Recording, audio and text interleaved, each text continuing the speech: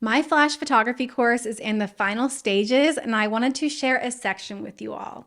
In this section, we're going to talk about how to set up your on-camera flash, your settings, and the modifiers to use with it. Now, currently there is a waitlist to sign up for the course, and if you join the waitlist, you'll get access to an exclusive discount only available to the people on the waitlist. But that will be ending at the end of this month. So if you like this video and want to go ahead and sign up for the course, be sure to join the waitlist now so you get access to that discounted price. So before we look at actual scenarios of using our flashes in a real setting, let's talk about using the flashes themselves. If this is your first time ever using a flash, this is where you want to start as far as how to use it and some of the settings. Now again, we're not going to master everything about our flashes, but we're going to know enough in order to get great results. So starting out here, I have my one on-camera flash. I'm using the Godox V1 model. I'm going to turn it on, and here's my flash and its settings. You'll see that I'm in manual mode right here. That's what the M means, and my power is at 1/32. And the zoom is set to a generic setting right now, but that will actually be set automatically by your camera. Your zoom setting might say X or something like that, but this will determine how wide or how narrow the light from the flash disperses. There's a bulb inside of here that will actually move up and down as you change the amount of zoom. But this flash will actually read the information from your camera based on whatever lens you have on, and it does that through the hot shoe right here. It's called a hot shoe because it's actually transferring information from your camera. Now I have another setting on here as far as syncing goes, but for right now, we just want to focus on the fact that it's on and the power setting.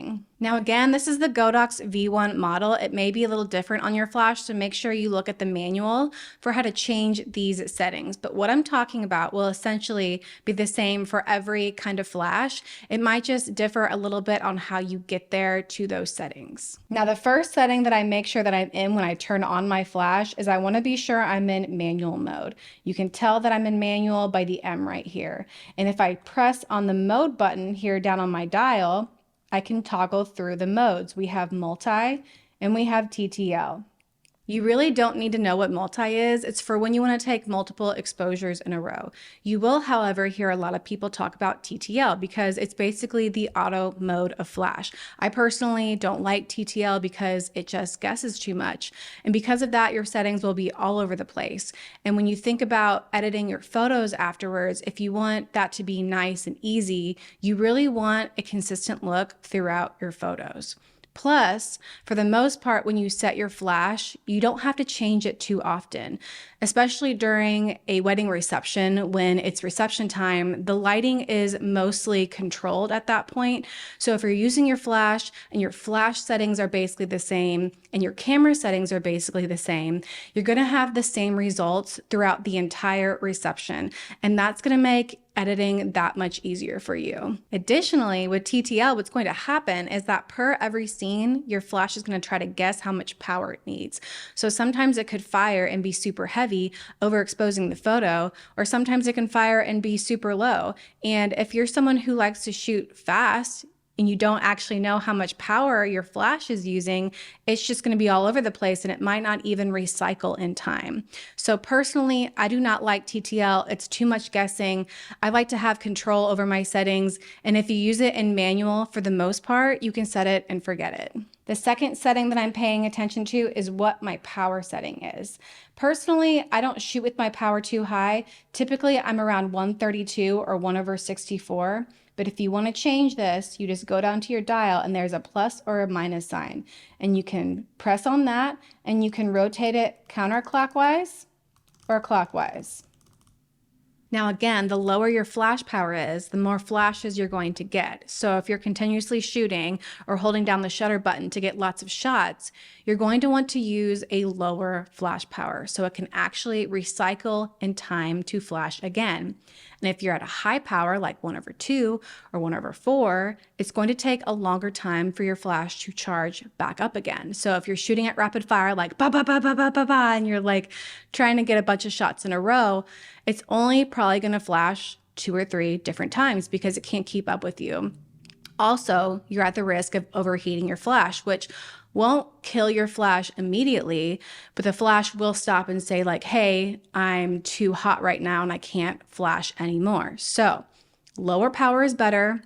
If you want to shoot fast, it's what I use 99% of the time. You don't need extremely high flash power unless you're trying to keep your ISO super low, which I don't recommend. But other than that, when you're using your flash by itself, this is really all I'm doing is making sure it's in manual mode and changing the power setting. The last setting I want to show you guys is to turn off the beep function. Most flashes will beep every time you fire them. It can be a little bit annoying, and if you're doing wedding or event photography, it can be a little bit distracting. So to do that, we're gonna press the menu button, and we're gonna scroll all the way down to where it says beep. You're gonna press the center dial to select it, and you're gonna toggle to off. Press the center button again, and you're good to go back, and there you go. Your flash will not beep on you anymore. After dealing with your settings, now you can start dealing with your modifier. So let's set this up with our camera. Let's take our camera and we're gonna go ahead and put the flash onto it so it goes right in the hot shoe. That's the part on top of the camera, and we're gonna lock it in. You'll wanna point your flash straight up. Mainly the technique we're going to be using is bounce flash. When the ceiling is nice and a bright color like white, you can shoot your flash straight up and bounce it. And you honestly don't even need a modifier to do that. You can just do it with the flash bare how it is. However, we're gonna throw on our modifier. And for me, that is the Dome Diffuser by Godox. It's really great because it's magnetic, so it's easy to put on and take off. It just pops right onto the top of my camera. You can use the Mag Sphere by MagMod if you prefer. It's also a great option and essentially works the same way. Now, if you want to, you can add gels under your modifier. Gels will help you match the color of your flash to the lighting in the room. Most rooms have tungsten lighting, and I personally don't really do that, and it doesn't cause me much problems. But if you are having problems editing your skin tones to match the lighting in the room, that may be an option to consider. So I have my Dome Diffuser on my flash here, and it's pointing straight up. Again, when I take a photo and fire the flash, it's going to shoot straight up through the dome and also in a circle around me in 360 degrees. If you have a white ceiling, it's still going to bounce down. But if you have a dark ceiling, that's okay because your modifier is going to save you because it will still emit light in a 360-degree angle around you. So the job of the flash is to bounce off of a surface, whether that's a ceiling or a wall. I'm never directing it towards my subject, like pointed straight at them. Most of the time, I'm just pointing it straight up because the Dome Diffuser will evenly distribute the light around me. If I ever move the flash, it's just to soften the light, so I might point it back a little bit behind me to bounce off a wall or something that's behind me. You can also bounce off mirrors or windows. Think about bouncing light like a laser beam. It's all about angles. So whatever you point your flash at, that light is going to bounce off that surface and come back and hit your subject. So sometimes bouncing from behind you is great because you won't get the raccoon eyes effect that bouncing off a ceiling right above somebody can create. But I want you guys to also be aware where you're aiming your flash because the light is going to also reflect whatever color you bounce off of. So avoid any colored walls like purple, red, something crazy like that. Really, you don't want to bounce off anything other than a white surface or something that's like cream or neutral. Again, this setup is best when you're close to your subject. I'm typically using this during cocktail hour at weddings when I'm physically closer to guests and also walking in between people in a crowded room. I'm using it for guest table photos, and I'm also using it during the getting ready portion of the day with the bride or the groom. I also use this setup during regular sessions when I'm indoors, like branding sessions, and I need a little bit extra light, and I'm also close to my subject. Now, let's talk about dialing in your settings because every room is different, every reception is different, so there's no set magic settings that I use every single time. But a good rule of thumb is to start with the settings on your camera first. Look at what the ambient light is doing in the room and try to balance that out first before introducing your flash settings. For me, I typically start at 1/200 shutter speed. You want to be at or below your sync speed for your camera. Every camera has a different sync speed, so just make sure you know what that is. Keep in mind that most flashes won't even fire if the shutter speed is higher than your sync speed. So 1/200, 1/250. Shutter speed just doesn't work the same when you're using flash. So basically, when you add flash to a scene, you're actually dealing with two separate exposures combined together in your image, similar to combining two layers in Photoshop. This is because you have two sources of light: ambient light, all the existing light in the scene, and the flashlight, the light coming from your flash. Ambient exposure is controlled by ISO, aperture, and shutter speed, but flash exposure is controlled by ISO, aperture, the power of your flash, and the distance between your flash and your subject. So shutter speed has no control over the flash exposure. So if your shutter speed is at or below your sync speed, then the burst of light coming from your flash will be much, much faster than your shutter speed. That is why leaving the shutter open for longer won't gather any more light from the actual flash. It'll only gather more ambient light. For aperture, I'm always starting out at 2.0. You want to make sure that your aperture is as open as you can get it. The goal is to let in as much light as possible. And if you're inside or shooting at night, it's generally pretty dark. And I adjust my ISO depending on how much extra light I need, how much ambient light that I want to be in my shot. So I'm basically paying attention to overhead lights like chandeliers and smaller lights like candles on the table. And it's important to note that you're going to have to raise your ISO a little bit. That's okay, guys. Higher ISO is not going to hurt anybody. So don't think that you have to keep your ISO super low in order to get a good shot. You don't have to have it low like at 100, and that's the only way you're going to get something that's crisp and sharp without grain in your photo.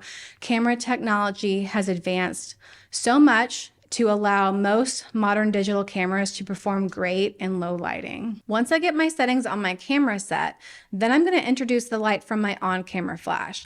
And 1/32 is my go-to setting to start out with. So I will take a test shot there and see what it looks like. If the photo is too bright, I will decrease my ISO first. If my ISO is already something low, like 100, 200, then I know to decrease my flash power instead. If the photo is too dark, however, I will first increase my ISO. It's very normal for me to be at ISO 800, even 1000 during receptions. If your photo is still too dark with a high ISO though, that's a good indicator that you need to increase your flash power. So this is generally the setup for on-camera flash. The settings that I talked about earlier, plus having your flash on your camera, point it straight up with a modifier, and this is an on-camera setup, and that's it. This is what I use when I'm closer to my subject, and if I need to be removed from my subject at all, that's when I know I need to incorporate an off-camera flash setup. And you can get a really great look out of this. I use on-camera flash at every single wedding day. And once you get the hang of it, the setup is pretty easy and the settings are fairly simple to understand. If you don't have the budget to buy several flashes right now, that's okay. This is a great place to start before introducing off-camera flash. So give this a try and let me know how your photos look.